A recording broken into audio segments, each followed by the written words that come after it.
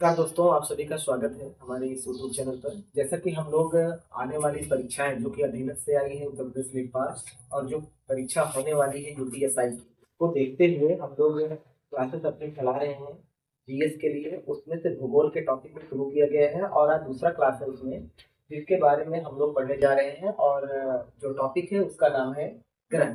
तो प्लानिट जिसके बारे में आप सिंपली जानते हैं, और हमने पहले भी कहा कि हम तेजी से टॉपिक को कवर करते हुए चलेंगे, सिर्फ उन्हीं चीजों को पढ़ेंगे, उतने पर ही चर्चा करेंगे जो आने वाली होंगी। तो आपके लिए ये क्लास बहुत ही विशेष है। आप थोड़ा समय निकाल करके इसको देख लीजिए। इस पर से जो भी प्रश्न बनता भी है और जो बनेगा वो कभी आपका छूटेगा नहीं। तो यहाँ पर प्लानिट के बारे में हम सभी लोग जानते हैं कि ऐसे आकाशीय पिंड हैं जो कि सूर्य से ही निकले हुए हैं। उनका खुद का प्रकाश तो होता नहीं है, लेकिन इनसे जो सवाल बनते हैं वो किस तरह के बनते हैं कि कितने ग्रह हैं ये तो सबको पता है, और कौन सा ग्रह जो कि बौने श्रेणी में रख दिया गया है, बौने ग्रह की श्रेणी में रख दिया गया है, तो वह है हमारा यम। यम को ये सवाल पूछ लेता है कभी कभी कि कब यम को ग्रह की श्रेणी से निकाल दिया गया। तो 2006 में यम को वह ग्रह की श्रेणी से निकाल दिया गया, क्योंकि जो कि शर्तें और नियम थे ग्रह के लिए उसको यह फुलफिल नहीं कर रहा।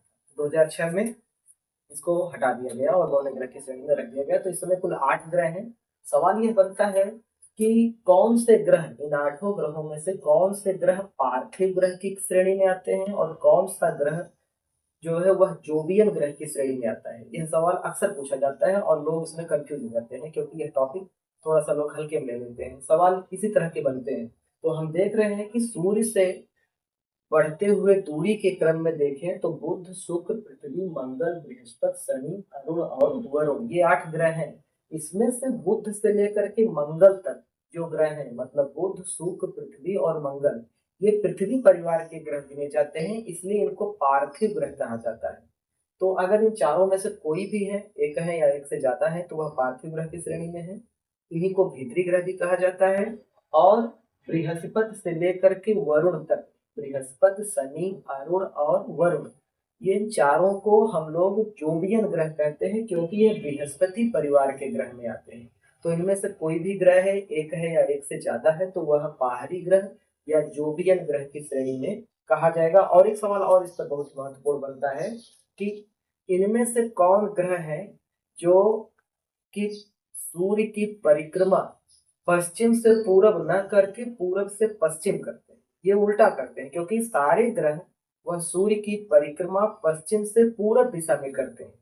पृथ्वी हमारी, वह भी सूर्य की परिक्रमा पश्चिम से पूरब करती है। लेकिन 2 ग्रह ऐसे हैं, एक है शुक्र, आपका देख रहे हैं आप यहाँ फिगर में, शुक्र यहाँ तीर दिखा रहा है कि यह पूरब से पश्चिम चल रहा है। और दूसरा है अरुण। तो शुक्र और अरुण, इसको याद रखेंगे कि यह दोनों पूरब से पश्चिम सूर्य की परिक्रमा करते हैं। पश्चिम से पूरब परिक्रमा करने के नियम का पालन यह दोनों ग्रह नहीं करते। तो ये सवाल है, एक बार फिर से रिपीट कर देते हैं कि बुध, शुक्र, पृथ्वी और मंगल, ये चारों पार्थिव ग्रह की श्रेणी में हैं, क्योंकि यह पृथ्वी ग्रह के परिवार हैं। और बृहस्पति, शनि, अरुण और वरुण, ये चारों बृहस्पति ग्रह के परिवार हैं, इसलिए इनको बाहरी ग्रह कहा जाता है और जोवियन ग्रह कहा जाता है। और जो यम था वह 2006 में ग्रह की श्रेणी से हटा दिया गया है, उसको बौने ग्रह की श्रेणी में रखा गया है।